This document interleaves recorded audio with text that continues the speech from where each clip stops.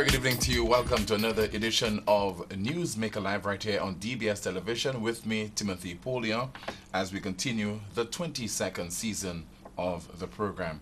We'll be together until 10 o'clock this evening, at which time we'll be playing you the clip that peaked. You don't want to miss that.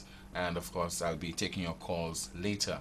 And I'll be introducing my guest to you in just a moment. First, we have some very horny students in St. Lucia. Imagine that you're very much aware of that based on what you've been seeing on the internet over the last few weeks.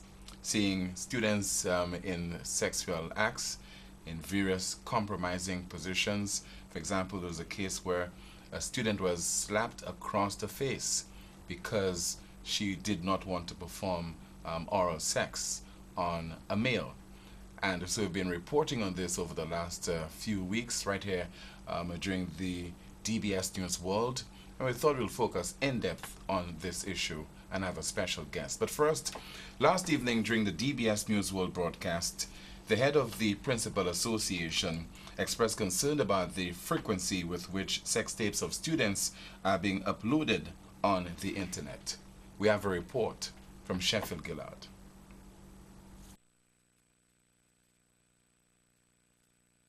The National Principals Association says it is disturbed at the frequency at which these sex videos are surfacing. The president of the National Principals Association believes the situation requires a collaborative approach from all the stakeholders to address this issue. We are now thinking that it's probably a new thrill for students to expose themselves engaging in sexual acts. I believe it appears that there is a breakdown in morals in society, a breakdown in the values that we once upheld in society. And at this point, I believe it is an opportune time for discourse, an opportune time for people to start to speak on how we can curtail those behaviors of our young people. There is need for collaboration for school, for church, for government, for police, for the family, everybody to come together and start speaking on those issues. Mrs. Prosper believes students lack self-esteem as well as proper values. Children who have a positive self-esteem, they don't engage in those acts. It appears that there is no regard for privacy anymore. And I'm very much concerned and disturbed about it. According to Ms. Prosper, these incidents are raising questions about the effectiveness of what is being taught in schools. We are thinking of the impact. Is it having any impact? So we can start thinking of the delivery of those lessons. Are we doing a good job at delivery? Or are there forces out there that are a lot stronger than the voice of the school, that the children listen to instead of listening to the voice of the school? Or is there reinforcement at home? Is there reinforcement in the society that children can uphold to the values of society? The association says it will continue to denounce such acts and is encouraging the youth to use the technology more constructively. For the DBS News World, I am Sheffield Gillard. Thank you very much, Sheffield, for this report we just filed last evening during the DBS News World. Right now you're watching Newsmaker Live, and my guest is the president of the National Youth Council, Mr. Sheshuran Andrew.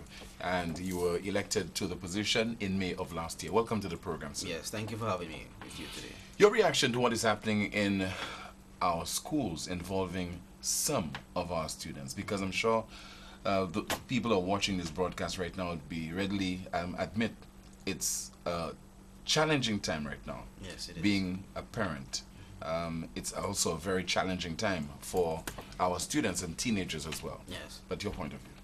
Well, the council at this time is very concerned about this issue.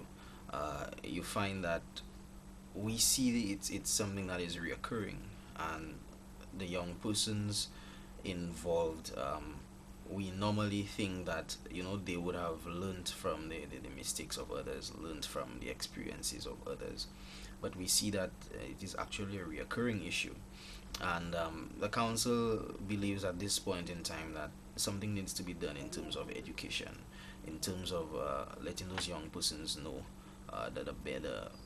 I would say the repercussions of involving in such activities and behaviors. and encourage them to use their energies and a lot of their passion, I would say, in more constructive areas. But you know that some young people are very stubborn, Ah, indeed. and telling them not to do something is to ask them to do the reverse. But how do you, in a very effective manner, get the message across to them that that kind of behavior is not only unacceptable, but it is to their detriment?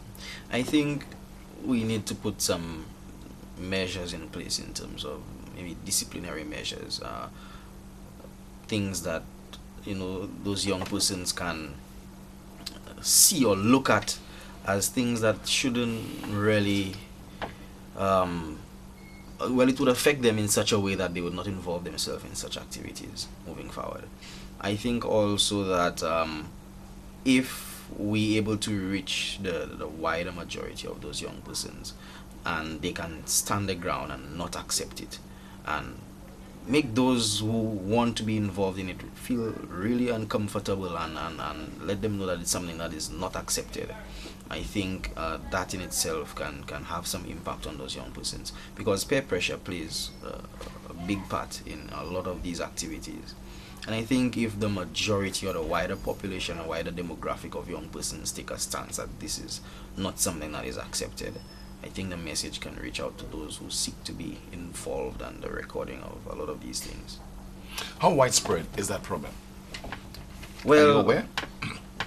On the ground, we hear of it a bit more than what we would say surfaces on social media, and quite a few, I would say, young persons get themselves involved in it. Not only the young persons, you see older persons as well taking part in such activities and recording it, and either it leaks or someone tries to destroy their reputation or whatnot, and would get a hold of those videos or pictures and try to put it out. And I think that it is something that is fairly well widespread. We have our counterparts in other Caribbean islands who have expressed to us that the issue exists as well in fellow Caribbean islands, and many persons have been, I would say, complaining of the issue.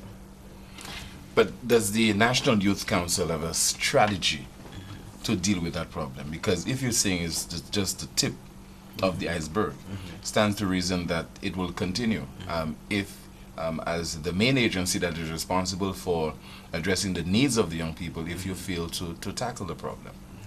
Well, you see, it's a multifaceted situation, and I think that there are several ways that we are But from looking the at. perspective of the NYC, does the NYC have a strategy to deal with it? Yes, well, our strategy mainly is through education, I would say. And what we think is necessary at this time is to reach out to those young persons and help them understand that involving in such activities, there is nothing positive that can come out of it at that age.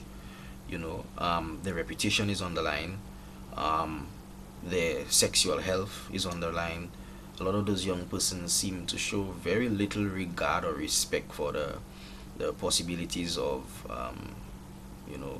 being involved in those activities and then ending up with STDs, STIs, sexually transmitted infections, etc.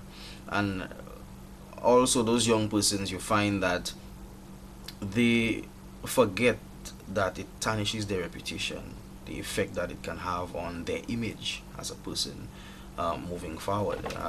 Maybe in a few years' time, you going for a job, or you trying to do whatever in your life, and those things leave a stigma. There's a stigma that is attached to it.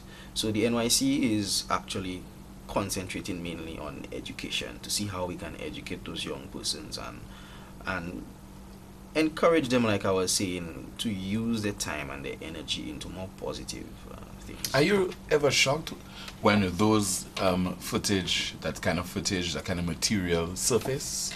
I wouldn't say as a council that we are shocked. It is something you hear of happening pretty often, but the shocking part would be the fact that they insist on recording it as well, and we don't understand why they would continuously seek to record those activities. And that age group, medical persons would tell you that is the time that their hormones are, raging, going haywire. And so there are certain behaviors that you may expect from young persons, in that age group. But the actual recording of it is the second issue, the second part, which really concerns us at this time, especially with the advent of the Computer Misuse Act, and we have persons sharing of the video and doing a lot of these things. And so, I would not say that as a council we are shocked at the youth involvement in sexual activities, but the greater shock is the fact that they keep on recording it. The shock in that recent video, I would say, is the way in which they dealt with each other. You could have clearly seen physical abuse, that the young man was hitting the young lady. She seemed to have been kept against her will.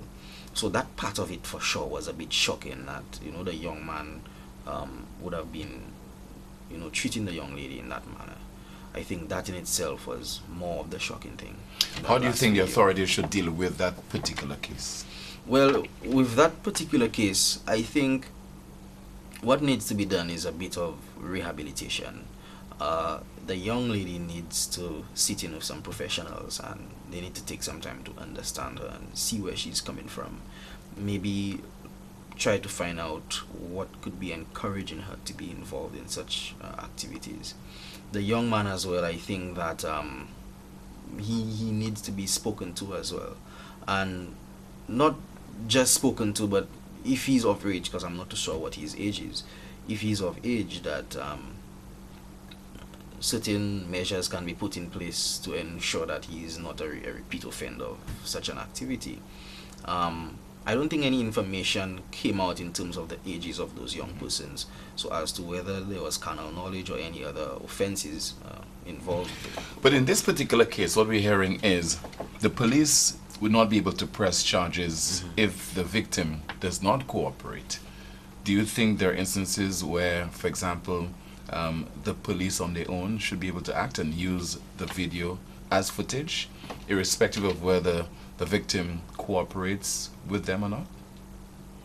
I think that is that is quite an interesting question.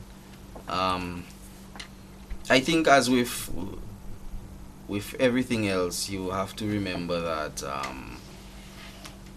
we are dealing with young people, and in terms of rehabilitation of young persons, I think the efforts should be placed more towards helping those young persons recover from the activity than trying more or less to press charges. Even if the male is an adult?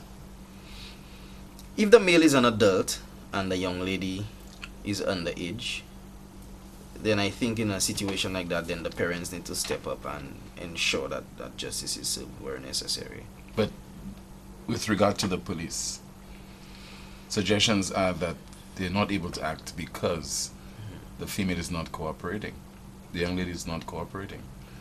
Yeah, well, I know you're not an attorney, but from the perspective of a layman, from the perspective of a youth advocate, I think I don't think the police should go against the will of anyone in any situation.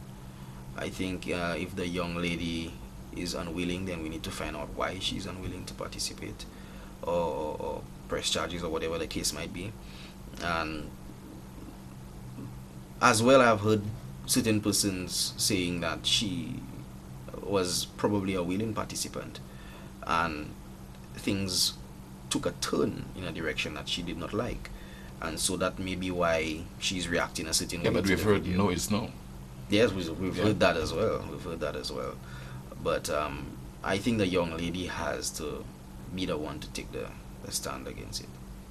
What is the message you have for mothers, for fathers, for guardians, in terms of how to deal with that issue, in terms of the challenges that confront them as individuals who must ensure that they provide the necessary guidance to their children, and even when they do that, when children go awry, when they go astray, when they're involved in such acts, what is the message to parents in St. Lucia tonight?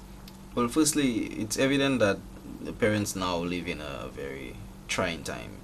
in terms of what or the environment that technology has created, more or less, for our young people. The message really to parents is to pay a little more attention to those young persons. I think the level of freedom of some of our young people is really something we need to question at this point in time. Freedom in what way? For example, you hear many young persons speak about their situation at home, and you don't hear any sort of structured environment that sets any kind of discipline in terms of scheduling your life and you know, knowing there is a time for this and a time for that.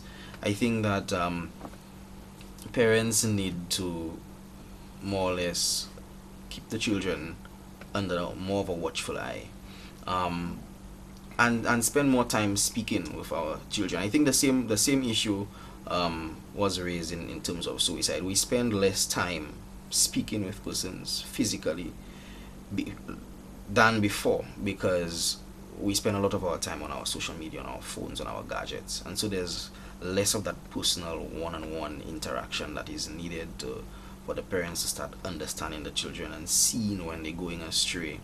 There is less of that physical parenting that is done now than compared to before. Really? And I think that is giving, or that it creates the environment for children to go astray much easier. What about, for example, the challenges where you have single parent households? That's one issue. Or you have a situation where both parents are working, or in some cases where parents are on split shifts, working in the hotel sector. How do you grapple with those issues and at the same time invest the necessary time in your daughter or in your son? Well, my parents, I could remember them working like that, you know, split shifts, and having really tricky working schedules and being very busy persons, but they still found a way to create time to speak with us and to find out how was your day, what happened at school, do you have homework, why haven't you done your homework, what is going on within the school, your demeanor seems different today than yesterday. I think our parents, there are parents who still do a lot of that, and I like to commend those parents, but I think a lot of the other parents need to do that, you know, a little more. But and those same parents sometimes supplanted by the peers, because peer pressure sometimes can be very overwhelming, irrespective of the household that you're from. Maybe you're still getting all the attention, but yet still, the peer pressure would be overwhelming. Yes, the peer pressure is overwhelming as well. And I think as people we need to realize that in any environment that you function within, there will be peer pressure. And it can come from anyone. And we need to understand that as parents sometimes, or as students, we need to be aware of these things and understand what they are and overcome it. I think that also we need to ensure that as parents we take more time to listen to our children, because sometimes the child might not be comfortable enough to tell you everything immediately, but they may give little signs. And so as parents, if we listen a little more to our kids, then we can, you know, become aware of a growing or developing issue from an earlier point in time. What's the responsibility now for the schools? I think the advantage the schools have is that it's a controlled environment. We have the children coming in there to acquire an education, and from within the school setting, you know, there's a lot that can be done in terms of reaching those young persons. But even, for example, yes, it's a controlled environment, but many schools lack the resources. What about having the sufficient number of counselors on staff to deal with those social problems? Even the counselors, you hear many young persons saying that they don't feel comfortable speaking to some of the counselors. At some of the schools, you hear of the counselors doing a good job, and sometimes they are able to reach out to the students and whatnot. But I think in terms of the counselors, like you're saying, we need to have more, maybe a variety. So the female student may not be comfortable speaking to the female counselor. You know, you have different situations. So in terms of the counselors at the schools, we may need to probably upgrade that system of restructure, how they are placed, where they are placed, how many per school. I think that is something that we can look at as a people. And also I think that maybe some of our teachers and some of the other staff that work at the schools should do some course in counseling and have the basic understanding of how to deal with a situation where a child is trying to reach out to them, because the child may be more comfortable with the teacher instead of going to the counselor, and the teacher would need to have the general basic capacity in terms of dealing with those young persons, maybe even before referring them to the counselor. And I know teachers who have said that they have had to deal with situations because the child really did not want to go to the counselor at all. So I think something needs to be done in terms of helping our teachers, some of our teachers have the capacity, basic capacity to deal with some of these situations. What about the role now for the wider society? Well, as a wider society, as the saying goes before, you know, a society took a society to raise a child. But now, you know, the dynamics of societies have changed. And you find that as parents too, I would say we've become more defensive of our children and their behaviors rather than trying to understand what is being told to us and finding ways to deal with it. And that only worsens the issue. So you have a young person who did something at school. The teacher tried to look for a way to discipline the child. The child goes home to report, and the following day the parent comes to the school in a defensive demeanor and in the child's presence would tackle the teachers. And so a child seeing that sort of defense and stand up for their behavior, I mean, there's nothing positive that can come out of that. And we have a lot of those situations happening at many of our schools. You hear the teachers complaining about it all the time. Even I think what is accepted as discipline has changed. Some say it's contributing to the issue. Some say we're making progress because, you know, the discipline of before should not be used as to, well, the measures of before. You're talking about corporal punishment? I guess you could say corporal punishment among other things. I remember when I was going to school, there was a teacher who asked a student to stand on the chair, and that would have been punishment. And some of the teachers now would tell you they can't even, you know, do that. So what exactly is our disciplinary system? What are we doing? Is it effective? You know. But do you think it's effective? What do you think? I don't think it's very effective. I think we need to look for new innovative ways in which we can discipline / rehabilitate our young people, and I think a lot of work needs to be done even with our suspension systems. Suspension causes the student to stay away from school, and how is that beneficial? What kind of rehabilitation happens when you use such a system? But is it beneficial to keep an unruly student within the school setting? Well, I read a report where a school had a detention class. So if you got detention for the week, you were not allowed to go out on the playground, you're not allowed to go out and mingle with friends on breaks, and there was a special class that you attended for that week. You were on detention for the week, and there was certain things that were done and taught to those students who were in detention. So the detention was not to go home, but the detention was to be in a special program. So I think something like that can be used here in St. Lucia instead of sending the troubled child at home. Do you think all students can be subjected to that kind of quote-unquote punishment, or there must be one or two cases where you must send a child home, or you must expel a child? No, well, for me personally, I don't believe in expulsion. I think that if the child is really in a situation where, you know, they cannot be controlled, that the child can be sent to an institution somewhere else. So name the institution in St. Lucia that will deal with such a child, an unruly child. Well, we have boys training center, but a lot of work has to be done at that boys training center. That is a whole other issue. I know efforts are being made with the juvenile justice reform project, etc., to restructure the place, but in terms of expulsion, like in the past, you'd expel a student and they would be out of school. I don't agree with such a system. You're watching Newsmaker Live right here on DBS Television, and my guest is the president of the NYC, Mr. Jeshuan Andrew. When we come back, we'll continue the discussion and take your calls.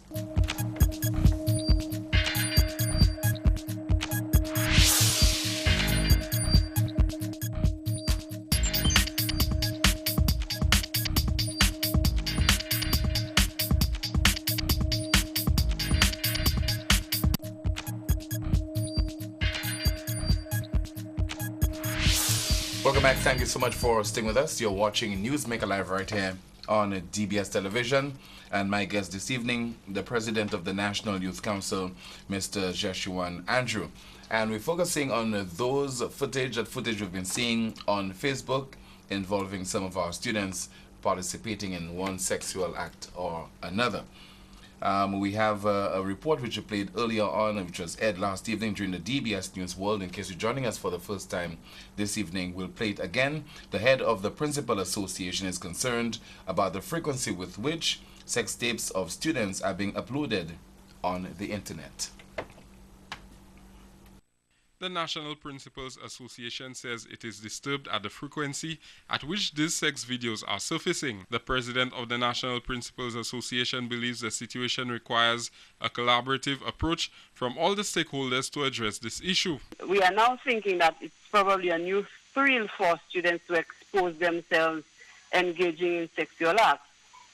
I believe it appears that there is a breakdown in morals in society, a breakdown in the values that we once upheld in society.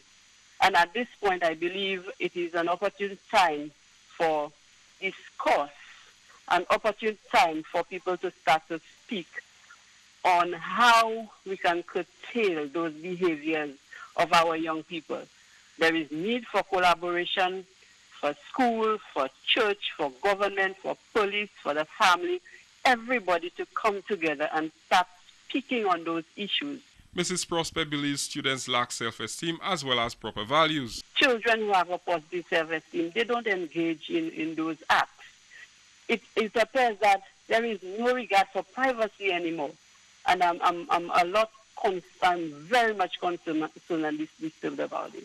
According to Ms. Prosper, these incidents are raising questions about the effectiveness of what is being taught in schools. We are thinking of the impact. Is it having any impact? So we can start thinking of the delivery of those lessons. Are we doing a good job at delivery?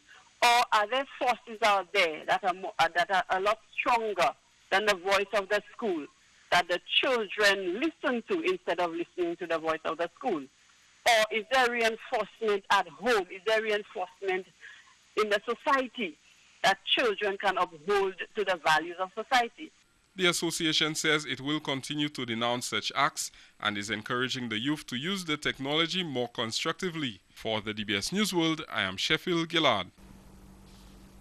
Thank you very much, Sheffield, for this report. Once again, it was aired last evening during the DBS News World. You are watching Newsmaker Live on this television station with my guest, Mr. Jeshuan Andrew, President of the National Youth Council. Here are the comments of the President of the National Principal Association. You think there are forces out there that are much stronger than those that are within the education system?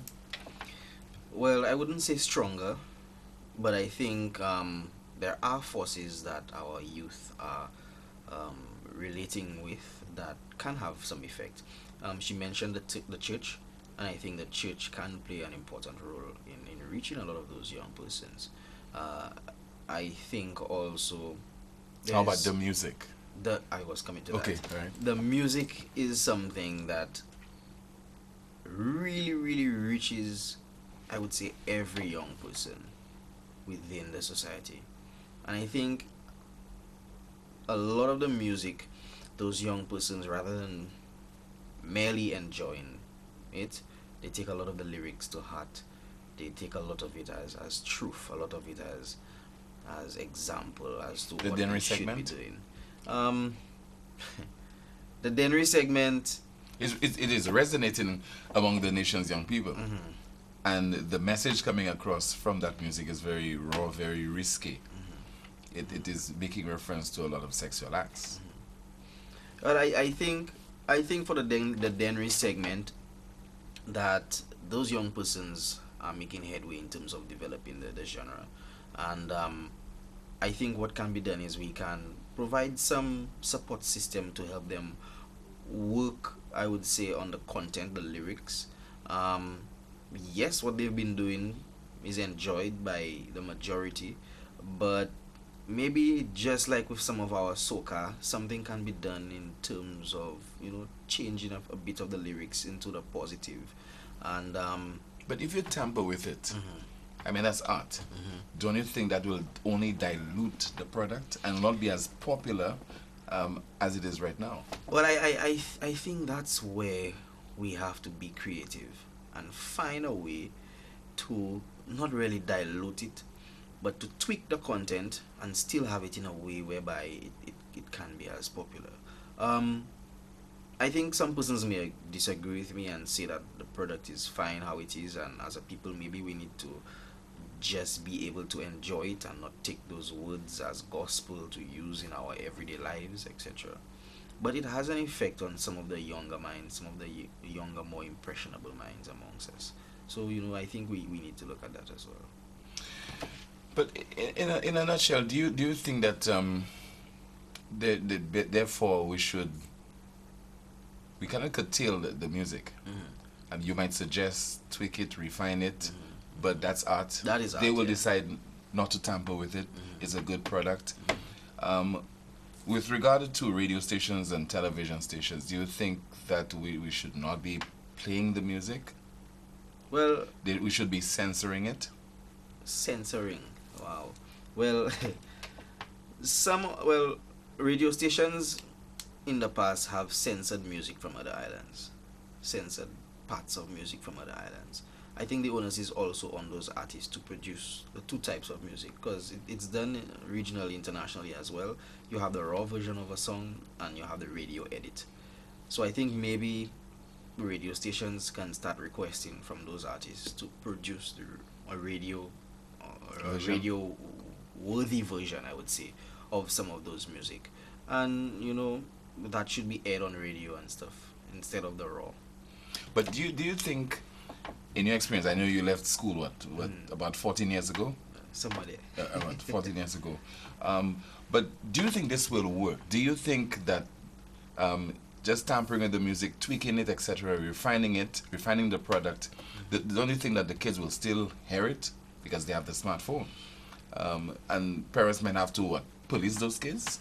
Well, it would not on its own treat the issue, and I think what we need to do more or less is maybe blend it. So we have some music that speak towards the positive, and we have some that is used more or less for enjoyment.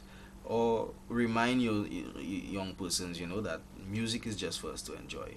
It is not something that you take as gospel, as truth to employ in your everyday life and that sort of thing.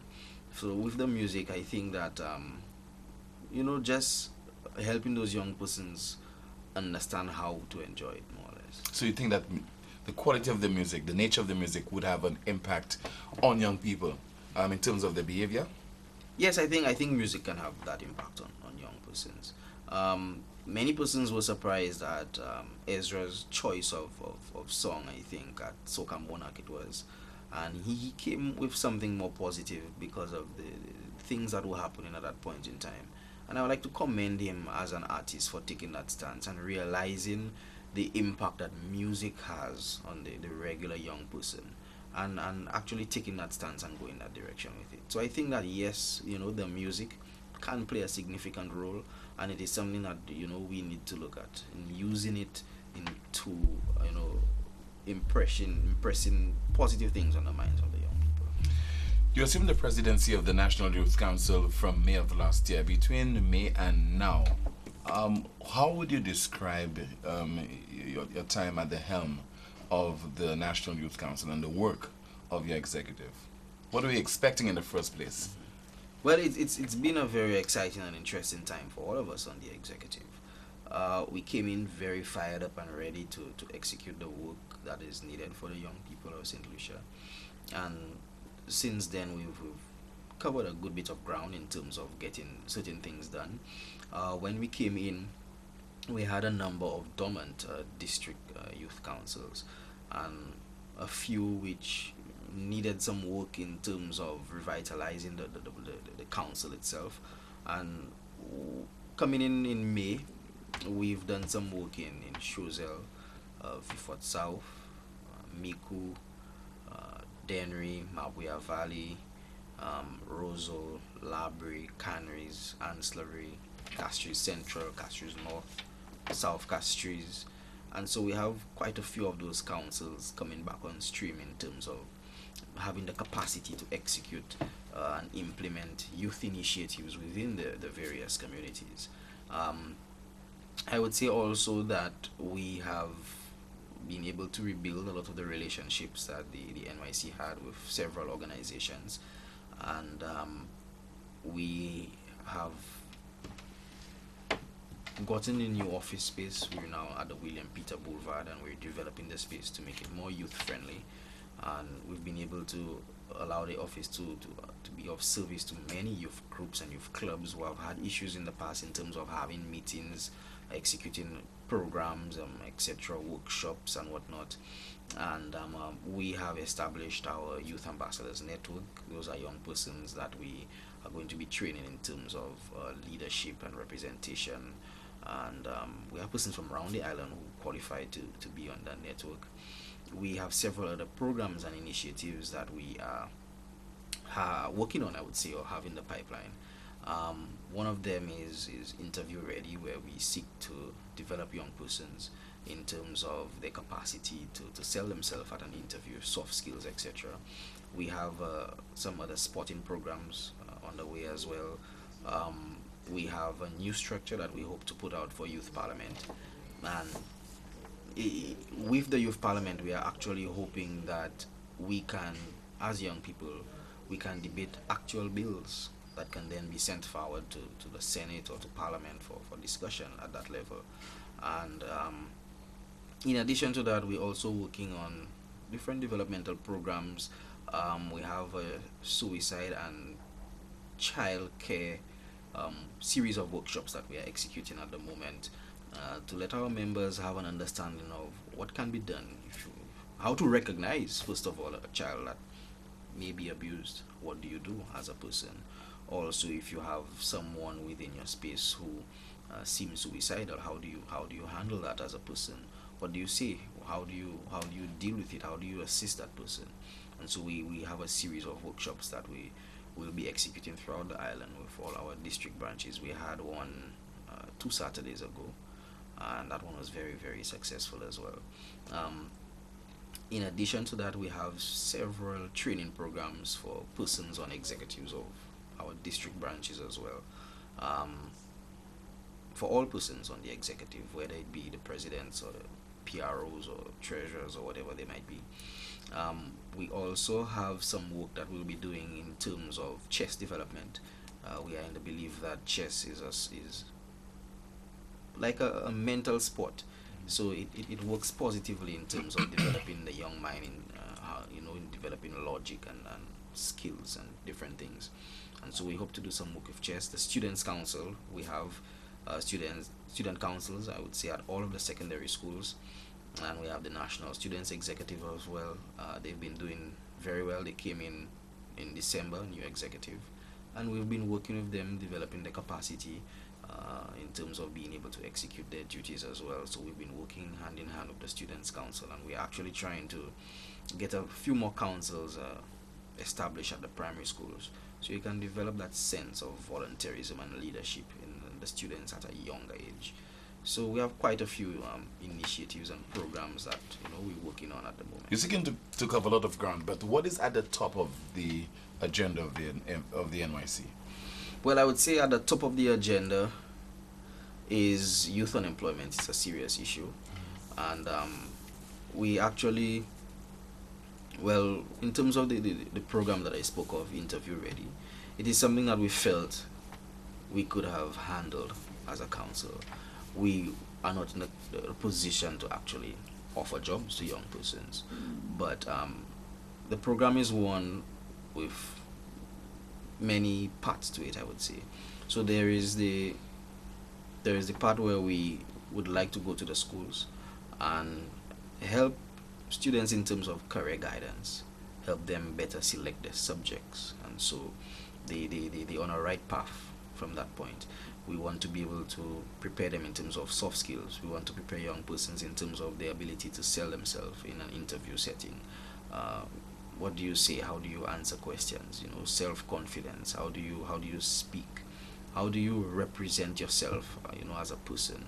And so we're looking at that angle of the unemployment issue, and see how much work can be done in that regard.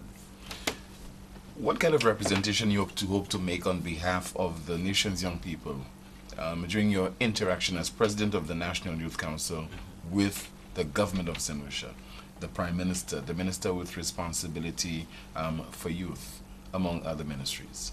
Well, we have been able to meet with both the Prime Minister and the Minister responsible for youth, and we have expressed a few of our concerns to them. I would say in terms of sports especially, it is obvious that many of our fields at this point in time cannot be used by young people because of the conditions of those fields. And they have since, well, we have since seen some effort being made in terms of rehabilitation of a lot of those fields. There is a situation with our stadium in the south. It cannot be used for our professionals to practice. In addition to that, our sports persons, we need a national sports gym for a lot of our athletes to have a space where they can develop themselves physically. And so we have expressed a few of those issues to both the Prime Minister and the Minister in terms of youth development and sports. And we've expressed several other issues, and we're supposed to have some follow-up meetings in the new year to plot the way forward in terms of what can be worked on, what is top, in terms of priority, what is at the top. And so we look forward to continuing those consultations. As we continue to focus on issues affecting the nation's young people, do you believe that those issues, the concerns, are resonating with the authorities? Do you think it's a priority? Do you think that young people are being listened to in St. Lucia? I don't think it is one of the top priorities, and that I think that is sad as a nation that we don't see the full importance of developing our youth. I think that many of our ministers or persons in government may actually, how would I say, I think they seldom, or they don't often have the opportunity to speak with young persons. You heard a young person saying that they would try to reach out to those ministers, and sometimes it's difficult getting them to have a word with them or whatnot. And I think if we as a people listen more to the young people, then we can see some of those issues that are very serious on the ground. But do we have the avenues where those young people can speak out? Yes, well, the NYC, one of our mandates is to be that voice between the government and the young people of St. Lucia. And so on the district level, we often go out and sit with those young persons and have meetings and have discussions to hear what some of those issues are, and better put ourselves in a position to relay those issues to the necessary authorities. And that is basically the way forward, or the approach for us in terms of relaying a lot of the information. I think it's very often impractical to think that all young people can come into a meeting setting and get to speak to whoever, and so we have to allow the system to work effectively.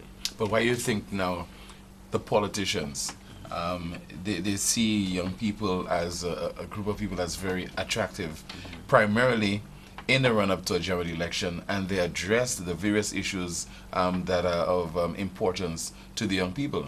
As soon as they get into office, whether it's this government or any other government in St. Lucia, they tend to put a lot of those issues on the back burner.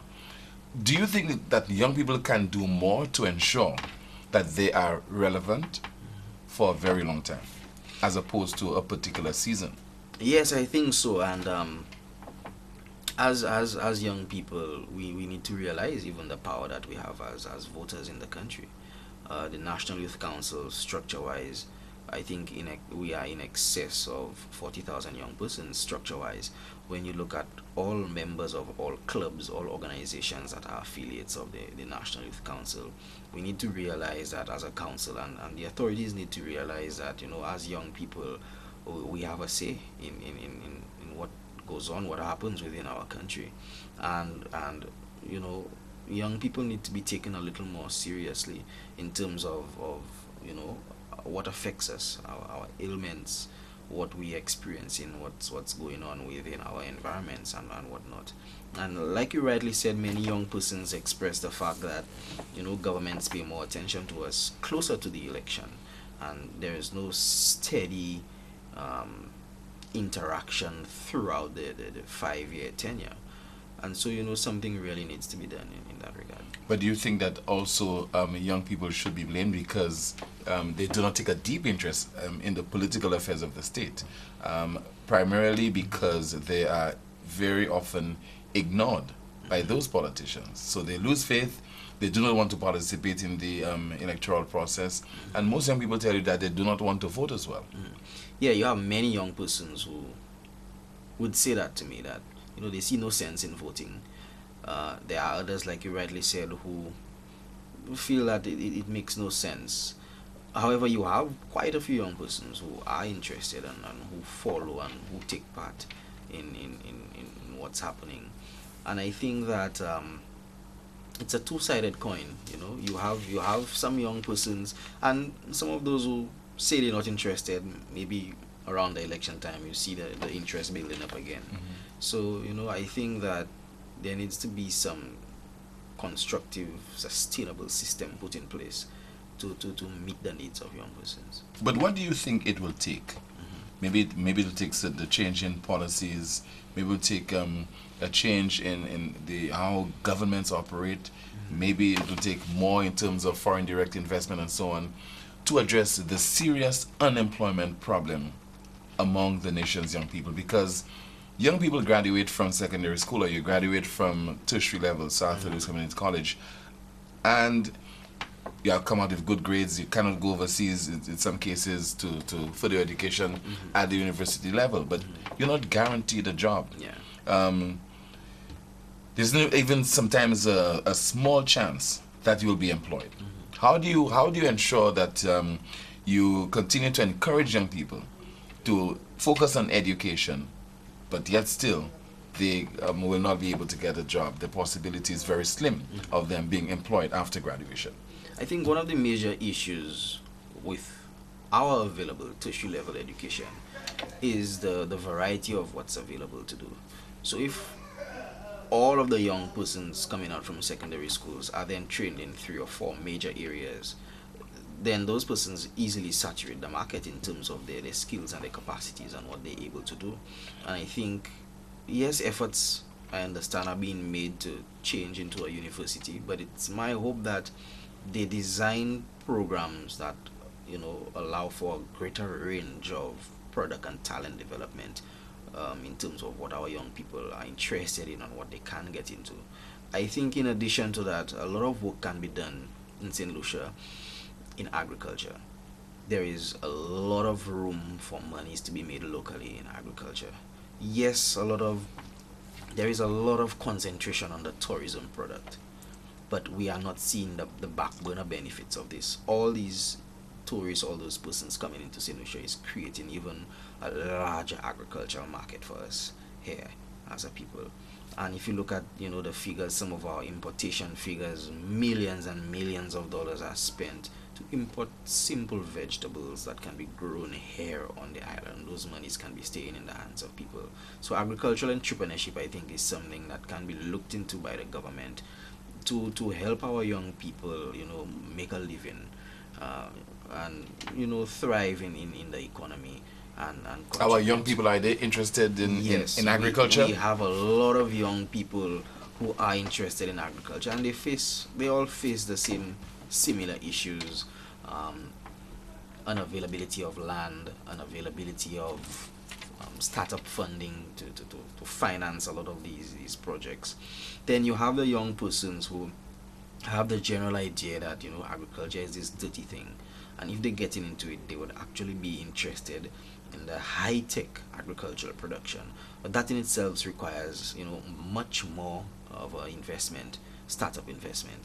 And so a lot of those young persons, you find, they look for something else to do. But a lot can be done just on the agriculture alone. There are other entrepreneurship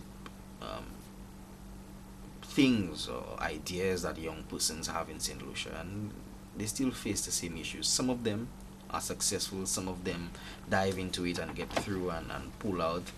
But I think something can be done to develop an environment where those young persons can, start off a lot of their businesses and make a living for themselves. You're watching Newsmaker Live right here on a DBS television with my guest, the president of the National Youth Council. When we come back, your calls.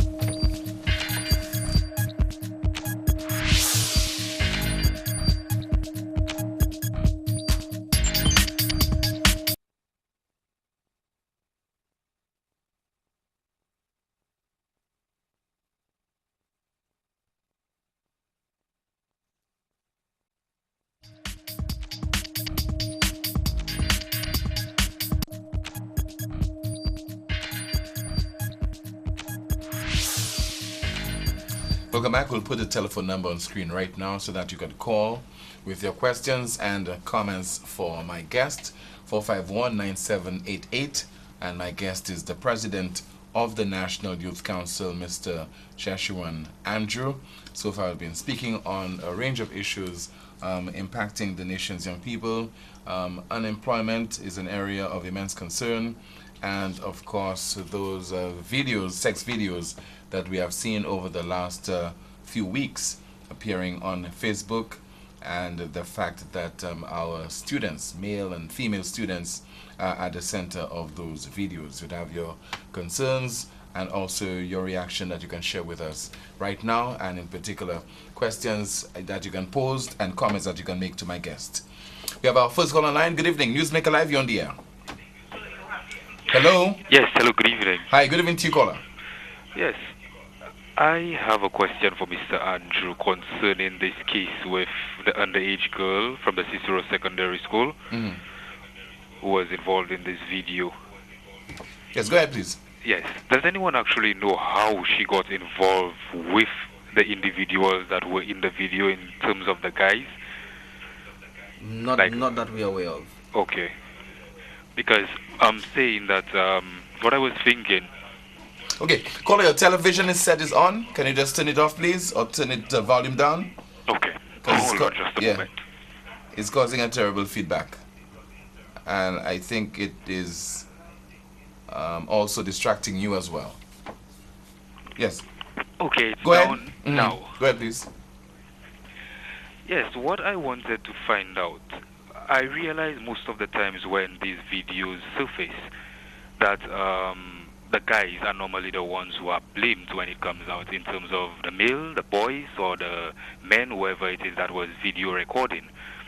But no one actually seems to question the women or the girls and find out how they got themselves in this situation. For example, I mean, for the past 2 years, going on to 2 years and a half, these videos has been coming out. And you find that women, especially, they would still get themselves in these situations where they go to have their sexual encounters with men or their friends or their sex partners. And they would see that this phone would be on them with a light on, obviously, if it's nighttime, whatever time it is. And they would allow it to be recorded, knowing that in the past that so many things has already happened to other individuals. And at the end of everything, it's always the men I mean, I'm not supporting what they're doing. It's always the men that's being blamed. They seem to be the ones who gets the negative feedback, and it's only after that stuff happens you hear people say, okay, this man was a bad man, or this boy is some boy who has been doing things to certain people for the past few years. How is it that Okay, but people caller, know that stuff? do you agree that if it's an adult male and it's having sexual relations with a minor, a female who's a minor, that male is committing an illegal act, right? An offense. Of course. Right. In the event it involves two students, two minors, a male and a female, then there's need. That's where the need for counseling comes in. But anytime it involves an adult male, I think the brunt of the blame should be, if not all of the blame, should be on the adult. Okay, so the video which surfaced with the Cicero Secondary School girl, the males involved in it were adults. I'm not too sure if they're adults. Okay. It appears that one of the boys one of the individuals, the males, might be an adult, but again, we're not too sure. Yeah. Okay. Yeah, we're not sure. Okay, well, that's what I just wanted to bring out there, because I think that not only the males have to be questioned, but also the females as to how did you get yourself involved with this individual. If this act happened during the day and you were in school uniform, some level of communication must have happened between probably one of the individuals, the male individuals, and the female, which means that she may have agreed to go somewhere with them, and probably when she got to that point, she realized that, hey, it was a setup, and hey, there are more than two guys, or not two, but hey, there's more than one guy there, and I went there in this probably abandoned area to have sex with one guy, and then I'm realizing that there are, 5 of them there, and that's probably when she realized that she had absolutely no control over the situation. Because I saw that video, and probably I could say what I heard at some point is when the stuff was going on. I think I heard one of the guys saying, cool out, because he probably didn't come there on that level, and then she realized that through him saying cool out, she got some strength, and she said, hey, I have something to do, I have to go. But in the first instance, I don't know, she probably agreed with one guy to go and do her stuff, and when she realized that things were too hot, as the young people say, or the scene was getting too hot, that's when she realized that, hey, I have to go, because I don't think that she went there to just spend a few again, seconds. we don't know the circumstances. We could only comment on what we know. Thank you so much for calling, sir. I appreciate your contribution. The fact is, we don't know the circumstances. Yeah, a lot of it is speculation as to what really happened. I mean, when we responded on the issue, the first thing, one of the things we said was that encourage our young people, our young women, to ensure that they don't place themselves in those situations. Good evening. Newsmaker Live, you're on the air. Good evening. Hi, good evening to you, sir. Yes, question for your guest. Yes, go ahead.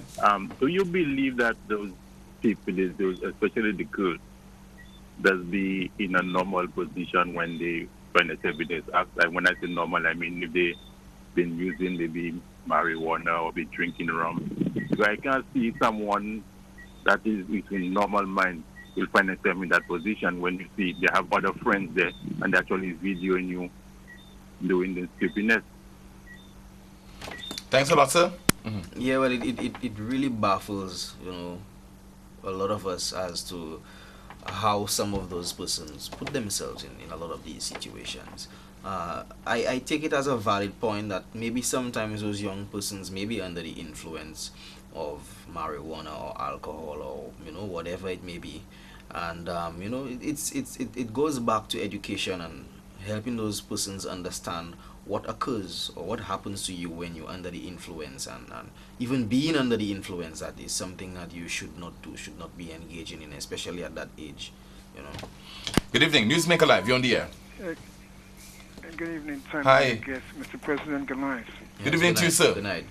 Yeah, Mr. President, I'm sorry that I didn't see you with the council or sponsor with you there. I remember when I was a young man, we used to have the National Youth Council, we would have the elderlies among us. It's only because they made us understood that because we were young, we didn't have all the answers. So we were being mentored more or less. However, I think you're meaning well, so I want to keep telling you, press on and don't give up. But let me just make a couple of suggestions which I think your committee, your executive can discuss, maybe send a paper into the government via the ministry, the relevant ministry. I personally believe in St. Lucia, we don't have to make money at any cost. I think since the advent of the Mercury crossing, man, I asked a doctor some time ago whether sex is an addictive thing. He said to me, of course.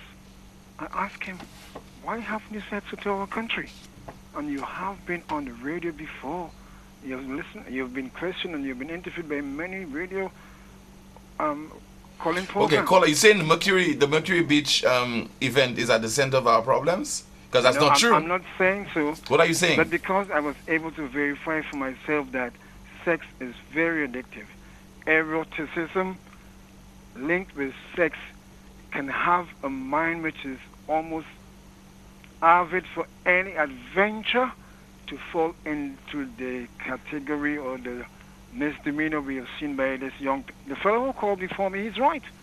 I would like to know if these kids were given something to drink, that they lost their faculties and they were forced or they were coerced or they were pulled into. My next thing is this. I again believe whatever we behold, we will become changed towards. You can't tell me, all right, let me put it this way. I will not, I can say it. I try to watch your news program and your calling program, or tomorrow like Rick. And I also flick channels from DBS to HTS. And when I think I'm tired with the regional news, especially when Guyana and Trinidad is really featuring, I wait for the 8 o'clock news on Choice. But now I see Choice has superseded Tempo with the same thing like the Mercury crossing. So what are we giving our young people to eat and to drink? It's juke for you, it's smart, it's gyrate. I mean, last year I heard a fellow kill some people or there was a couple of killings because the fellow gyrated on some of the fellow's girlfriend or woman. And we have this commonplace on our television during news time or just after news time. So what do you expect from the kids who are already deviant, who don't have jobs? They're going to gravitate to it. Sex is addictive according to the doctor. He's right. So my question is, are we going to have sex workers here now, as was declared some time ago? I mean, let's be realistic. This Okay, thank you so much. Serious. You're stretching it a bit, but let me allow my guest to comment. Do you think that we are overexposed to things of a sexual nature on television, on radio, and so on in the wider society, and that might be influencing our young people? Well, marketing-wise, we realize that sex is used a lot as the selling tool, the selling agent. On our drinks, especially, we have certain drinks of recent that I notice really concentrate on the sexual nature of our women. We have a lot of our music surrounding it as well. We have, quite a bit of things that we feed off mentally that would surround a lot of it is of a sexual nature. I would agree to that point. But it did. All right, we have a call. Good evening, Newsmaker Live, you're on the air. Hi, good evening, team. Good evening to you. Good evening to the president. Good evening to you, ma'am. Students' Council. Good evening. Yes, Timothy. I am very, very concerned about some of the things that I see happening to the young people. And I mean, the video is very disturbing. Actually, I can consider that was a crime. All right? Because the child is on the age, the little girl is on the age, Form 2 or so on. And she was forced. She was, I mean, the boy was actually hitting her on her head. That's sexual assault. So, in other words, our young people must be made to understand that they are getting involved in crime. It comes with a sentence. It comes with a sentence of a few years in jail. And that's an underage child. And so the problem goes now to bullying. All right? Because from my deduction, that child was actually, you could see there were other boys. You don't know if she was forced into that location. You don't know if threats were done, but it is clear that that child was not in that particular situation on her own, and the environment she was forced. Okay, so we don't know what threats were made to the child. All right, and that is a junior, a senior boy with a junior. So, you understand me? In the schools, I am very concerned. In the schools, the amount of bullying, and it comes to even sexual bullying and crime. That is a sexual assault. Sexual assault crime is going on in the schools. All right?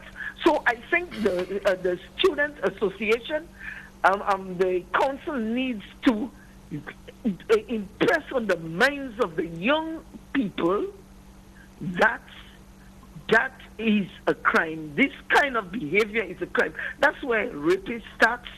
That's where sexual assault starts. They may think it's a joke or something like that because it's between students, but it is a crime. All right? If you ask any police officer, any legal person, or we consider it as a crime. All right? So our young people are getting involved in crime. All right? So I think the student council needs to educate, and I hope some legal action is taken there, because that is just not right. Because that child, too, you can imagine her self-confidence. You can imagine, as a little girl, that kind of thing would be happening to her. Okay? So, you all need to educate the young men and even the young girls. And we have a big problem with bullying in most of the secondary schools, and the school principals, the teachers, the student councils need to do a lot of education in our school. The other problem I have with the young people, on a Friday on the Miku Street around this kind of things, the kind of things that they get involved in, and when they loiter all around the streets, it is a big problem. All right, but Colin, no sooner we address that issue, and I think a few years ago this was something that was debated in the society. I think at the time we had a Home Affairs Minister, and Mr. Guy Mayers was discussing that issue, and subsequently we've had a number of other people in authority focusing on that problem of student loitering. But it continues. What do you think that we just come up with various recommendations that are not implemented? There was something on some study, I think in one of the European countries. I can't remember if it was Iceland or Denmark, if I'm too sure. But that students, they had a problem with that. And I think they were looking at some of the reasons, how they address that problem. If we have a problem like that, we need to look for answers. All right? Definitely a problem has arisen, and we need to look at answers. What do you engage young people in so that they do not loiter around? Secondly, curfews. Third, sporting activities. You understand me? Things that will engage them, their creative abilities, or whether it is dance, or whether it is theater, or certain things should be available after school programs, or in certain areas around town, or internet, or music areas, and so on, where these young people could get engaged or they use their creative abilities.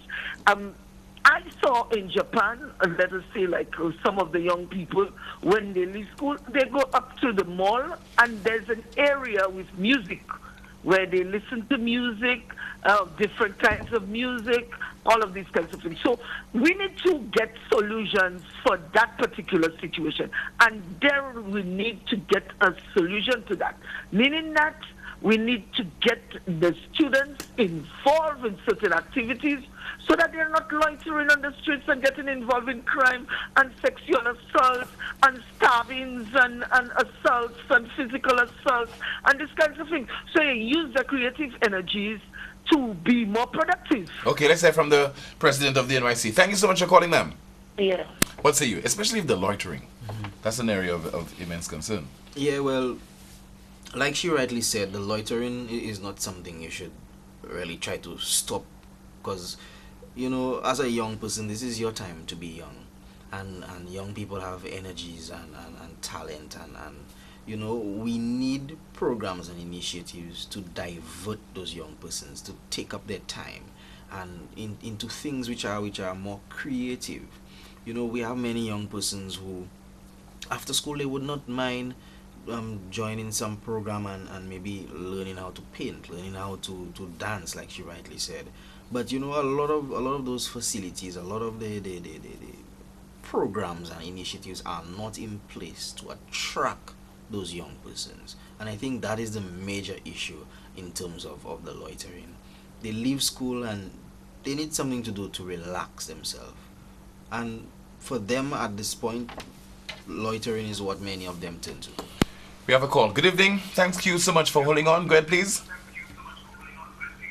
Yeah, good night, sir. Hi, good night to you, caller. Yeah. All right, there's a feedback.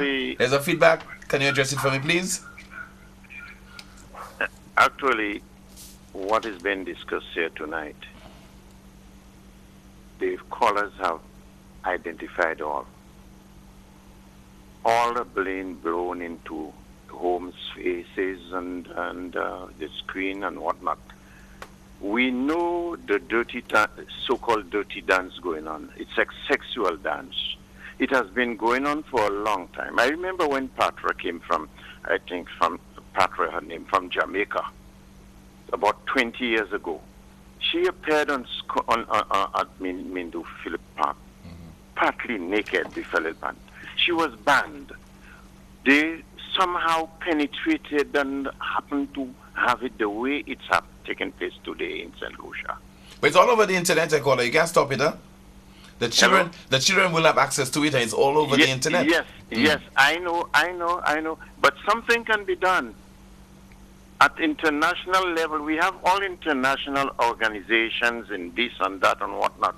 We can get along. We're talking about youth PTA. PTA, some schools don't want it. They're very sensitive to issues that have been raised. And if you talk about a national umbrella of PTA, where every school will meet, PTAs from schools would meet at least 4 times a year to voice and discuss what is happening generally. They don't want it. I have had that experience. You're looking for trouble. We cannot be responsible parents. We are the product of school children into different schools.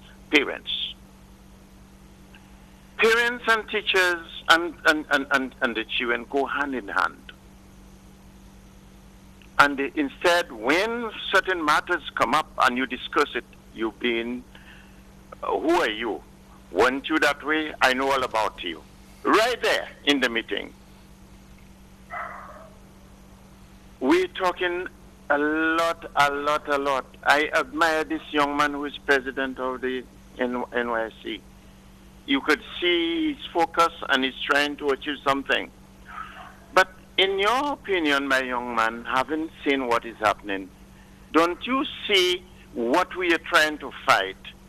We are overridden by the politicians and parents who are siding along with the politicians. All right. Thank you so much for calling, sir. They don't want anything to do with the drug is the main thing in that. And both sides of the political aisle pushing the decriminalization of drugs. If the young people who have their right senses in society, they won't go and into so-called what it is. We have certain areas like Rosalie. They are filming photography, how you call it, phonograph, fake things during the day. It's turned out to be, what is it? Common. Okay. The police can tell you, but they're afraid to talk. Okay, thanks a lot. Let's get a reaction from you. In particular, I think the point that you raised, I think you made a recommendation with regard to having PTAs, Parent-Teacher Associations, meetings, at least 4 meetings on an annual basis. Sounds like a good recommendation. Yeah, and even adding to the fact that he suggested that all the individual PTAs should come together and have a national body. And that national body then have an annual AGM and bring all those persons together to discuss a few issues. I think it's a good recommendation. We continue to take our calls. Producer, do we have another call on line? Okay, we don't have another call. Let's look at the young people and the fact that another issue impacting young people would be crime. Last year we had 60 homicides. Yeah. I've not really analyzed to see what percentage or what number of those individuals, the victims, would have been young people. We would consider to be a youth. What age? What age group? Well, according to our policy, our age group is 10 to 35 in St. Lucia. We'll explore this in just a moment. We have a call. Good evening. Newsmaker Live, you're on the air.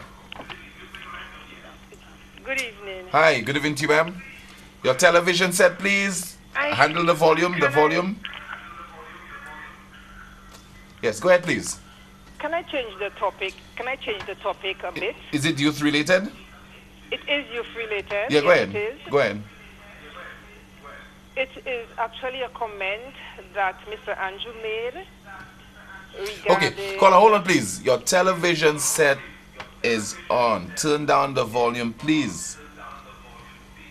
Okay, I'll give you some. I'll give you a minute. My volume is down. Okay, go ahead. Okay, it's a comment that Mr. Andrew made regarding a gym for national athletes. And I was asking him a question.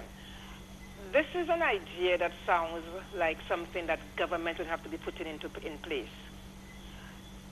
Do you think, Mr. Andrew, that there is any other way that this can be accomplished, whether it is through other gyms allowing passes for national athletes instead of waiting for the government to actually construct a gym for national athletes? That's the extent of your contribution, caller? It's a question I'm asking, Mr. Andrew. I'm asking, do you want to hold on? No, that's it. Okay, thank you so much. Go ahead. Yes, well, I think it's an idea that can be worked out. Some arrangement can be made with the gyms that we already have on island, and see what can be done in terms of passes for some of the athletes, because some of them really who have the potential are able to afford gym time. Okay, we're interrupted by another call. Good evening, you're on the air. Yeah, good evening. Hi, good evening to you, caller. Yeah, what everybody say, they have to do this for the children, that for them, but you see that phone is a weapon from the devil. And the only solution is God. And parents have to be praying with the children, talk to them, let them read the Bible, pray with them, and show them the danger that's in the world. The only solution is God. Thank you. Thank you so much. Just grab the telephone, smartphone, etc. as a weapon. Yeah. She's not wrong at all. She's not wrong at all. What say you to that? The technology is contributing to the issue as well. But my apologies. Yeah. We have a final call coming in. Good evening, Newsmaker Live, you're on the air. Hello, we're talking about the children. Caller, why I have to beg every caller to the program to turn down the volume of your television set, please? Yeah, I've turned it down. Yes, go ahead. So we're talking about loitering. We are the cause of this. Because we had institutions where children can go after, find themselves in activity after school, like the Boy Scouts. We have the Grosvenor Police Station in the Boy Scouts building. We had the Girl Guides and the Brownies.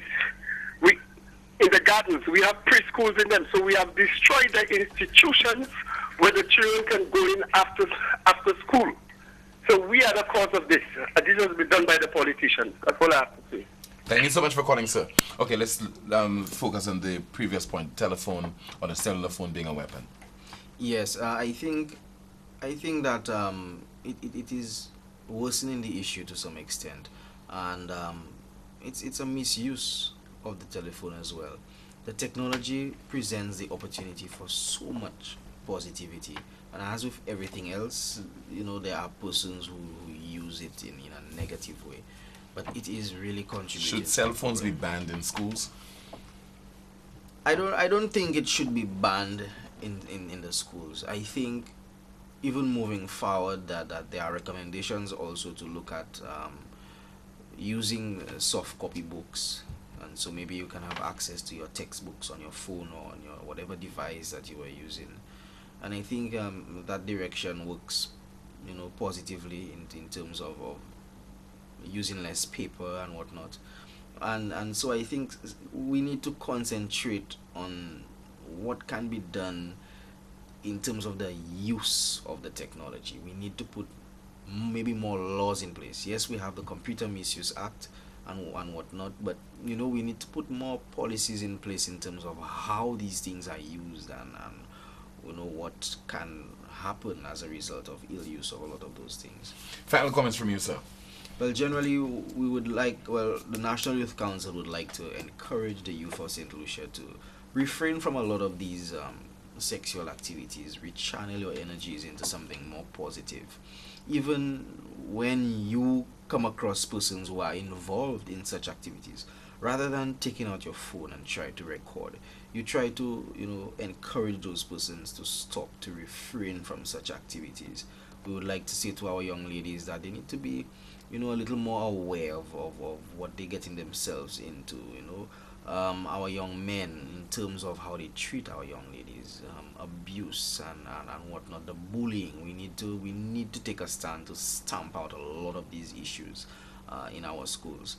And a lot of these things lead to or come out from basically those young persons not having anything to do a lot of the time, which leads to the same loitering that we've been speaking of. And so hopefully the authorities can assist the National Youth Council in having the capacity, both financial and otherwise, in terms of putting together and establishing initiatives and programs that can divert a lot of those young persons from getting involved in such activities and use their time more positively. Mrs. Jeshuran Andrew, President of the NYC, thank you so much for being my guest on this evening's Newsmaker Live. And to you, thank you so much for watching the broadcast and contributing via your calls. If it's Wednesday, it's Newsmaker Live. Time now for the clip that peaked.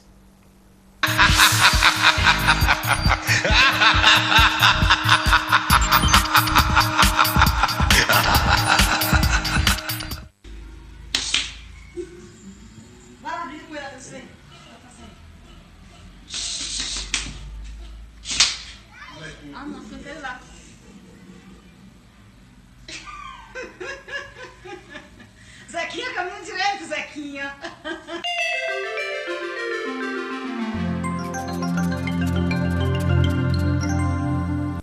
Once again, thank you so much for watching Newsmaker Live for this Wednesday. Of course, we'll be back, God willing, next week with another program. Good night. I'll see you next time.